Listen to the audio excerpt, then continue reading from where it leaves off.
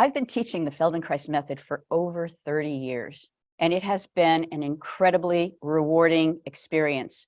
You know that saying, you teach in order to learn? I feel that with every single person I work with, every single person that comes into my classes, I learn something new.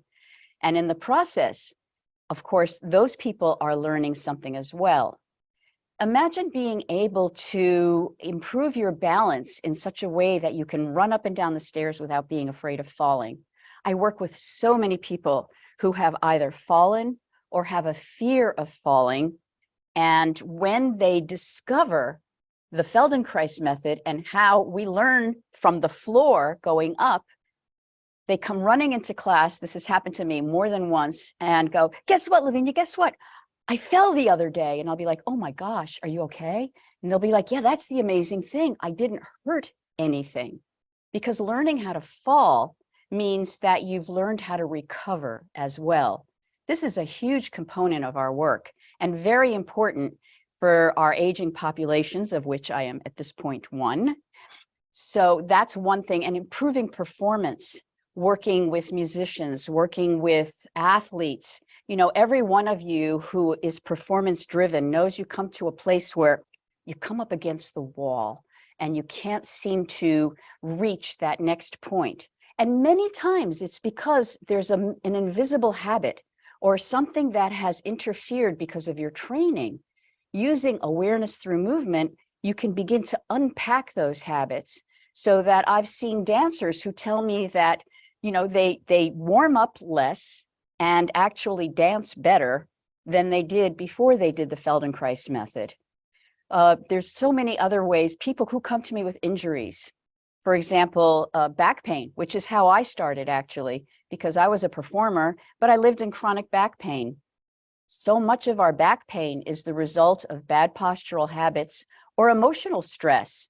Of course, injuries and trauma are part of it as well.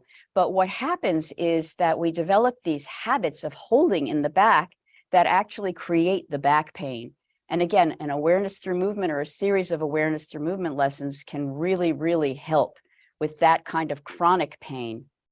Injuries and trauma. We all know the brain is so brilliant, right? You hurt yourself and the whole body organizes itself around protecting that injury. But then once the injury is healed, you still have that habit in your body. The brain is plastic, it gets into a habit, and then it doesn't know how to undo it. So then often the compensation that a person has done from an injury actually creates more injury.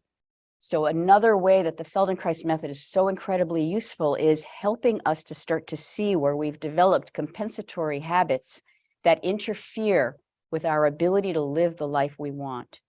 So whether you want to be able to more easily lift up your grandchildren or swing that golf club or play your accordion better, the Feldenkrais method is incredibly useful.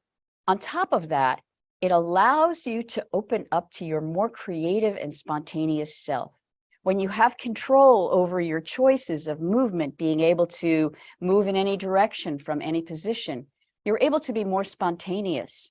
So that's useful whether you're an actor improvising on a stage, or you're suddenly having to catch somebody's groceries because they're dropping them. It's being ready to be on the spot. Again, this idea of being nimble and of being connected and organized and more functional. I hope you can join me in the course.